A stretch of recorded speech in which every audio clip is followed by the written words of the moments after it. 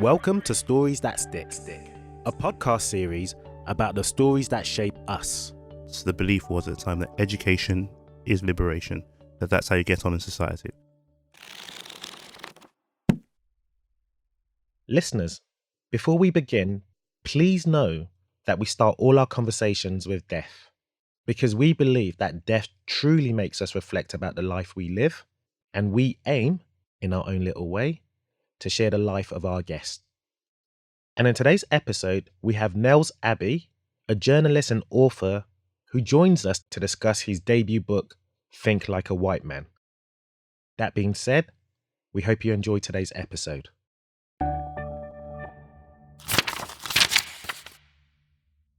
If you died right now, how would you feel? Accomplished, but I would also feel a little bit concerned about my family. I'll be worried about them, of course. It's actually a very, very good question because quite literally the palms of my hands start to sweat a little bit. But yeah, I would feel like anybody would feel like it's been a loss. But I've spent my time well and I've lived an exemplary life to some degree. Okay, well, let's actually look at your life a little bit. Let's go into your past.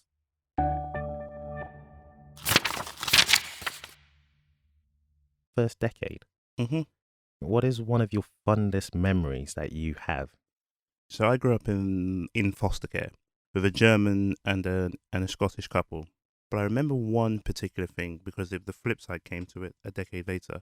There was one day I got lost. I was living in Derby. I think I was about 7 or 8 years old. And I saw some policemen passing by and I waved to them. And they stopped and I said that I'm lost. I don't know how to get home. And they were lovely. They just put me in the back of their car and took me all the way home. And the flip side of it struck me about a decade later on. And I then moved to Nigeria to do some part of my secondary education because I was one of those bad kids who just got shipped back home. Living in Nigeria, and I remember I just got back from boarding school and I got back to Lagos. And then I got a little bit lost. And I saw some policemen. And I thought to myself, let me go and ask the policeman how to get home. I just said to him, "Excuse me, sir, I am lost. Can you please take me home?" And the guy said, come closer. Say it again.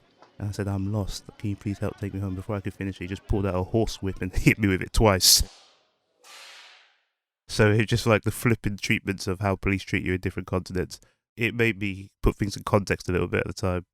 That's really fascinating. But more so, I never knew that Nigerian or West African parents would send their children to foster. It's very, very common in the 70s, 60s, 70s, 80s. So there's a lot of different reasons. One of them, there's a lot of different reasons, and it's a bit of a controversial topic within the communities, particularly people of a particular age. And there's a film coming out called Farming about it in a few months, or maybe a year's time or so. And the purposes were, A, these were new immigrants to the country. And often Nigerians and Ghanaians, particularly Nigerians in this regard, they would come to the country to study and to work. So they were working towards a brighter tomorrow. And sometimes some of our elders were overstudying. I don't say it in a bad way, but they'll get a PhD and often they weren't getting any jobs with it too at the same time. So they'll get the PhD, but they'll be driving cabs. Or they'll get the degree, but they'll be cleaning floors or working in manual labour roles. But the persistence, the belief was at the time that education is liberation, that's how you get on in society. So they would study at night or a daytime or so and then work at the flip side of things. So they had no time to raise children, but they wanted to have children. So they would actually foster their children out. Some of them at the exact same time too would also believe things like, hey, in order to get on and compete within this society, you had to understand this society. And maybe the thinking was that perhaps the children growing up with white working class parents will help them better understand the society and help them better blend in and compete within society. So they actually let them get fostered by them too at the same time. That's really fascinating. Did you see yourself in two different worlds or? Not really. It was kind of funny because when you're a child, the race thing doesn't really kick in when you become conscious of it. And I think I became conscious of it when I was about 7 or 8 years old, and my foster mum explained to me that, look, the reason why you're getting suspended. Actually, I learned two things. When I was little, I'll get into a fight with somebody else. I would get suspended, he would go to school as normal. And it kept happening, all those sorts of things. And she would say something like, look, it takes two to tango. Why is my son the one getting suspended? And then I just remember around the same time too, my sister came to the park and said to me, "Nelson, I've got a bone to pick with you." And I followed her all the way home. And when she finished talking to me, I then said to her, "So where's the bone?" And then she said, "No, that is the bone. That's what it means, a bone to pick with you." And then they then explained to me that's what a metaphor is. Right. Although I was royally annoyed with my sister, she interrupted my play to have some sort of conversation with me. But I thought it was a bone to pick, two to tango. So that was the foundation, I think, of me as a writer. But also at the same time, too, in the realm of my foster mum, that was the foundation of me knowing about race and everything else and how the impact it actually has, that I was somewhat visually different. Well, that's interesting that you say that, because your book, Let's Not Beat Around the Bush, Why You're Actually Here, is really quite compelling and specifically trying to help people of colour, but let's say black for this context, associate themselves as close to whiteness. And in the context of whiteness here, we're talking about power and professional success. We're being satirical in this book. Okay. We're being satirical. So I'll probably give a bit of background. Okay, sure. A few years ago, I was contacted by this man called Dr. Boulay Whitelaw III. Hello? Hi, my name's Dr. Boulay. And he explained to me that he's a professor of white people studies, and he wants to get his message out to the world on how black people can actually flourish and compete and overthrow the white man and get to the top of the ladder. I put the phone down, and then he called me back. And then he started going on that I am to race and the white man, what Warren Buffett is to stocks, what Colonel Sanders is to stealing recipes from black women, what all these other... And he just kept bragging for a little bit of time. And I thought, okay, this guy was not serious. I put the phone down again. Then he called me up a third time and he said to me, look, this is very serious. You, Nels Abbey, I've read your work in The Voice. I've read what you're trying to do and I can help you take it to the next level. We must get this message out there. I thought, okay, let me hear what he had to say. So I met up with him a few times. I thought, okay, he's a pretty interesting guy. He had some interesting theories. And we met up countless times after that. Had to do a lot of learning from him and everything else. And then from that, essentially, I packaged it all together into Think Like a White Man. Right. And see where we can take it from there. That's fascinating origins. Is Dr. Boulay Whitelaw III white or black? He's a black man. He's a very, very black man, yeah, with a white wife. Would you classify him as pro-black? I would classify him as pro-black to his back teeth. And yet he has a white wife. Yep. So can one be pro-black and be in an interracial relationship? I think we probably have to ask Frederick Douglass, one of the founding pillars of pro-blackness. I think we have to ask, who can we think of right here? Bernie Grant. He was probably the most pro-black black man you could think of in Britain. He had a white wife. I mean, there's barely anybody in Britain or so of any great significance who actually has a black spouse. That's painful to hear. Yes, it's painful to... I think it's the way it goes. There's something uniquely about that within Britain. And I think there's many things that could be the origin of it. I can't put my finger on it 100%. I think sometimes, depending on where you progress into, if you're getting into certain realms or so, you'll find, if you're not careful, that the only people you're associating with will probably be white people. So if you get into the corporate world or so, the likelihood of you being in the corporate world and having a black spouse, it diminishes significantly, because the majority of people you'll meet, the majority of people you know, the majority of people therefore you would date are likely to be white people. I mean, in a professional context, but one would hope in your own social and personal life, then the balance actually is, I want to say, readjusted. But what I do think that's a good point. Yeah, but what I do find fascinating as well is the notion of whiteness equals power. That's the basis of the satire we do, Think Like a White Man. Whether we like it or we don't like it, there is, with all great jokes, there's an element of truth into it too. So there is an element of like, hey, whiteness within this world does equal to some degree of power. White maleness does equal to some degree of power. That also differentiate between white men who actually have physical impunity, real power, the Trumps, the Blairs, the Jeff Bezos, all these other people or so, and white men who are just like guys like you or I would assume, though you're a very powerful man. But yeah, but white men who are just like, hey, trying to make a little bit of money for themselves, provide for their families, they still have power. They still get paid more than us on average or so. They still are more likely to find it easier to navigate through the society than they would anybody else. No, I see that. Well, let's fast forward a little bit.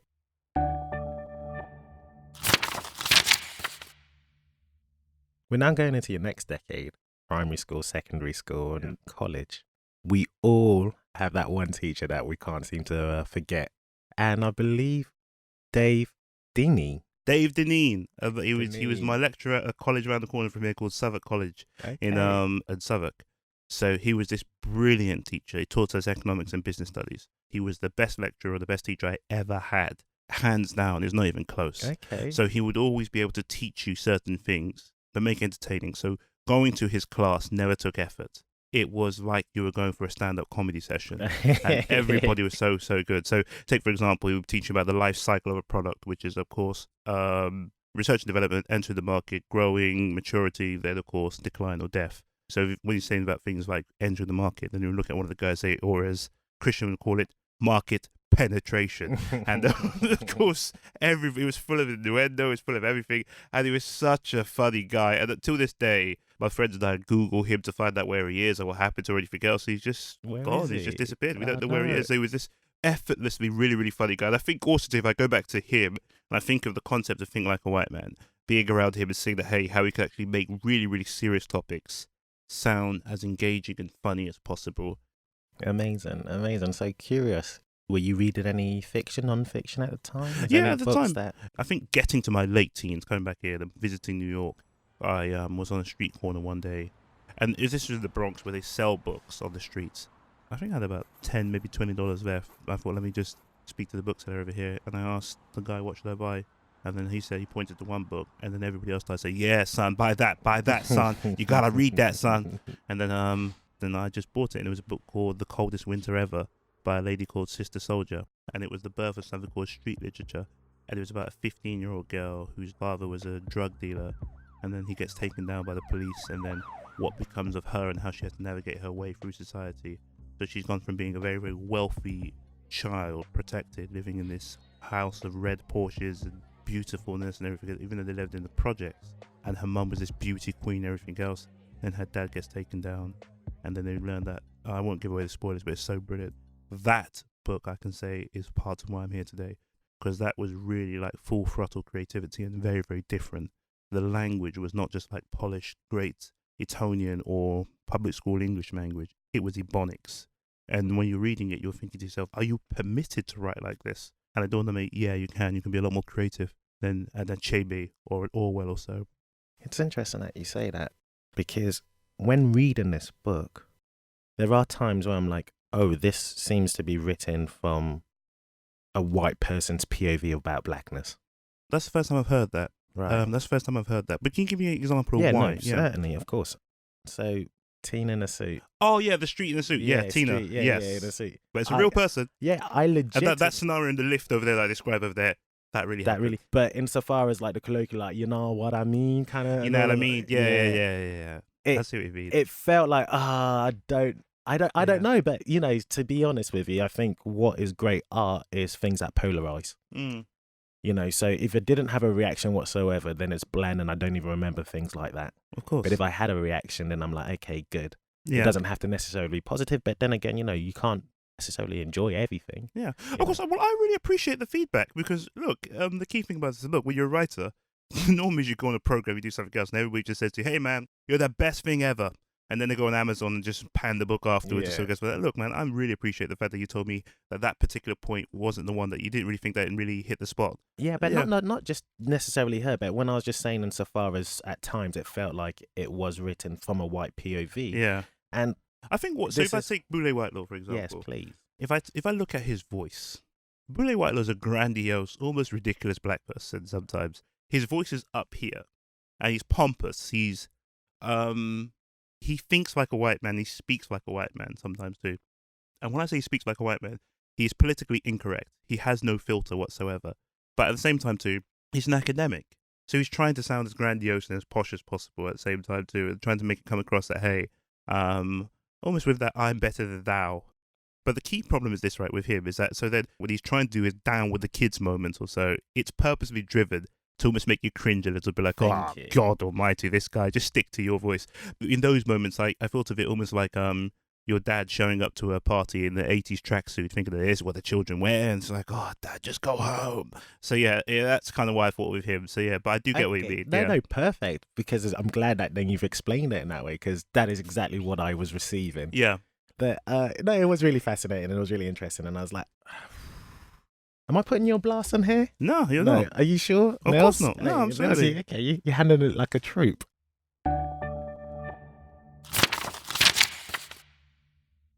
Books at that current time in your life were really quite important. You are, still are. Yeah. You know, and evidently still are, because that's what you do. But you still manage to find yourself working in the bank. Look, I always knew that the realm for me was the creative world.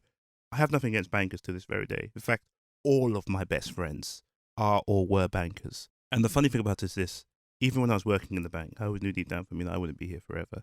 That this for me was a crossing the road. And once I get across the road, I said, I'm going to get to where I'm going to. I knew that the creative realm was where I was going to do well for myself. It just reminds me of, I'll give you an example. I remember reading somewhere where Kanye West said that in 1996, he listened to an album called Hardcore by Little Kim. Kanye heard the album and was crying.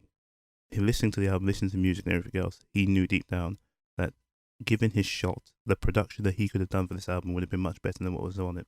And when I read that, I was kind of related to it because I knew deep down that, once again, given my shot, a lot of what's out there or so, I could do better than.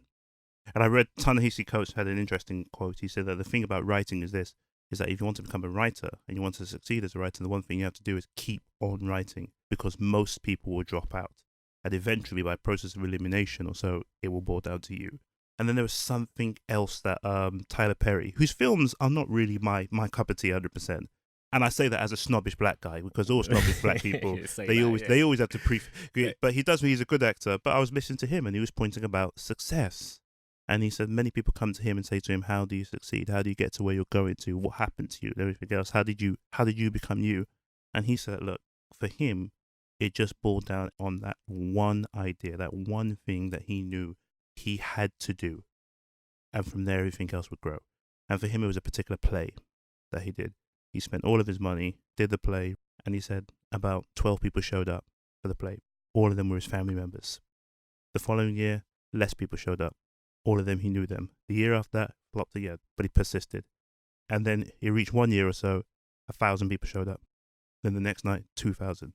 And from there, he is today a gazillion gazillionaire. But it's that, and I think just him, I'll just wrap this up really quick because I know I do one.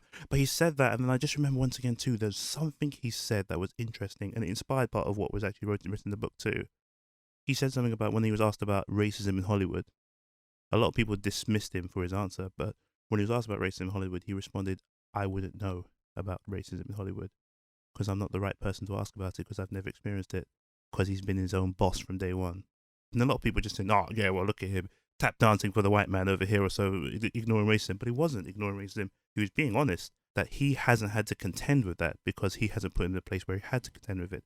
He was able to circumvent it via his own means. And it was something I found to myself that was fascinating. We're now going into your, well, not your final decade, because you've got many more decades ahead of you. Thank you. 100%.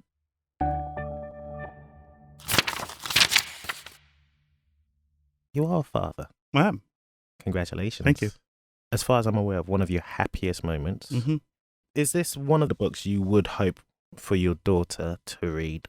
I think so. Yes, I would, because I think it's one of the books that I would hope for my daughter and her friends to read as a take on what we were going through at the day and look at, in some degree, of horror and awe of what we had to go through, and hopefully they are not actually having to go through worse things. I went up and down areas with a cosh, hoping some black bastard would come out of a pub and have a go at me about something, so that I could kill him. And it's revealing that what happens in London is black on black crime, even when the person committing it is like me, has one white parent, one black parent. I asked the Home Secretary, why is it that still in this country, black lives matter less? So I'm hoping this makes for a better future, for not just for them, but for all of us as a society, that we can create some degree of understanding of where we are, who we are, and how we can do better. Or at least let's laugh at ourselves. No, of course. And I think we often do that anyway, just as people, through adversity, we find humour. Of course. But the notion of this being satirical, can you legitimately say, you pick up this book and you will actually, if you do adhere to some of the advices, especially like the 187 rules, do's and don'ts. The do's and don'ts, yeah. Right? You will be better off. Look, the overarching message, particularly in relation to Winston was Wule's black mentor, which was the message I take from a Noel Clarke, or the message I take from a Tyler Perry, or the message I take from even an Issa Rae, for example, people who just founded something for themselves and grew it outside the actual corporate world. I think fundamentally you will be amazed as to how far that can take you. So that is the key thing over there. But can I put my hand in my heart and say some things? Yeah, absolutely. So if I take, for example, if you look at chapter number 6, it says it's called See No Racism, Hear No Racism, Speak No Racism. That sounds harsh, doesn't it? It's essentially saying that you have to ignore racism within the corporate realm in order to get on. Also 100% true. And on that note, we'll leave it there.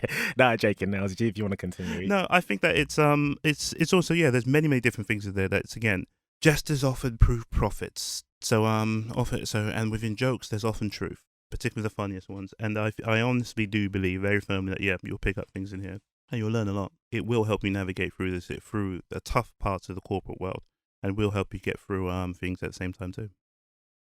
I did take a look at one's credits. Yep. Forgive me. Please. There's only 5 people, and there was one that I even put ambiguous. So technically there was 4 people of colour in this entire book that was credited. Tell me more about publishing. Publishing is white. Publishing is a white industry, essentially. All the creative realms. If you go into, I don't know, up until very recently, I worked in the biggest broadcaster in the UK. It's white. Even its former Director General, Greg Dyke, described it as hideously white. But you know what it is? The funny thing about it is that in terms of the editorial side of this book, the captain of the ship essentially is Dr. Boulay Whitelaw, with little assistance of myself or so. Both of us are black. Those are the people who wrote the book. The editor of the show is, of course, a white lady or so who is very, very much in tune with black content, I would say. Somebody who's very, very much champions black writers across the UK. If I can mention his name, that's Slaying Your Lane, for example, Yomi and Elizabeth, my brother Courtier Newland, and so on and so forth. And I think it speaks to the accomplishment of getting Think Like a White Man into the world. Because, A, it's a very black book, and it's unapologetically black, and it's somehow managed to find its way through a white industry, and it's going to make its way to the shelf. And it's probably got the blackest name of any book you could probably think of ever. So when you read it on the tube, did you read it on the tube at all? I did. How were the eyes when you felt them on you? I'm not going to lie to you, I didn't even look up, really. No, you did not. No, because when I'm engaged in whatever activity, I tend to solo out. Well, there's some feedback for you. Engaging. Thank you very much. Yeah, sure. But yeah, I get what you mean. I see what you mean. It's a very, very black book. I tried to make it as I wrote in the acknowledgements, I tried to write the blackest book possible. Also, I think it's got the words black and white in it over 2,000 and something times. And the N word probably at least 100 times or so. And I think in terms of actual euphemisms for white people and everything else, countless times and everything else. So, so we did it.